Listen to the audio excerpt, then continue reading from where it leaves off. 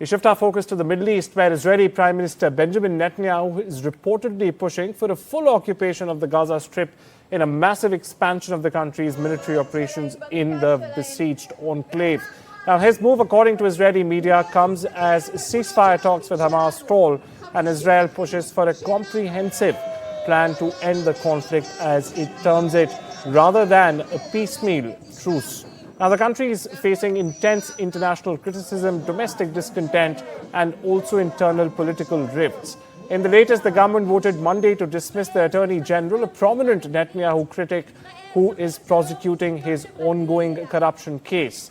Listen into Netanyahu's latest reaction, followed by a ground report by my colleague Vishnu.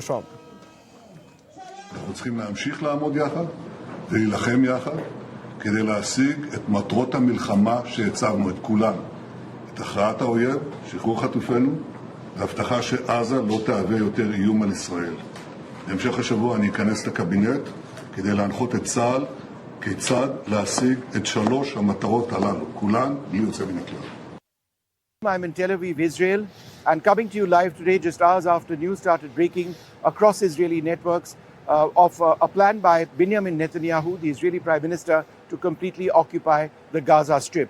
This would mark a huge escalation in the war over here in West Asia, and comes at a time when it is believed that peace talks between Hamas in Gaza and interlocutors led by the United States, Egypt, Qatar, they have essentially broken down. And therefore any peace formula which was being spoken about, any hostage exchange, hostage for prisoner exchange, which was being spoken about at this stage, appears to be caught in this intractable vortex, which is essentially what the situation over here is. Suggestions that Israel may now forcibly occupy all of the Gaza Strip comes at a time when there are reports from Gaza which point to the starvation, including of children, a humanitarian crisis, the lack of availability of food and basic products. Now, we've been speaking to Israeli officials over the last couple of days, and they point out that these are exaggerated reports and that there is a deliberate effort by Hamas to create confusion on the ground, and that there is no policy whatsoever of Israel wanting to starve people in Hamas. But the contrarian position and the reports from Gaza are starkly different. But Israel's priority here, and we see this in so many signboards all across Tel Aviv, bring them home, is to get its hostages back one way or the other.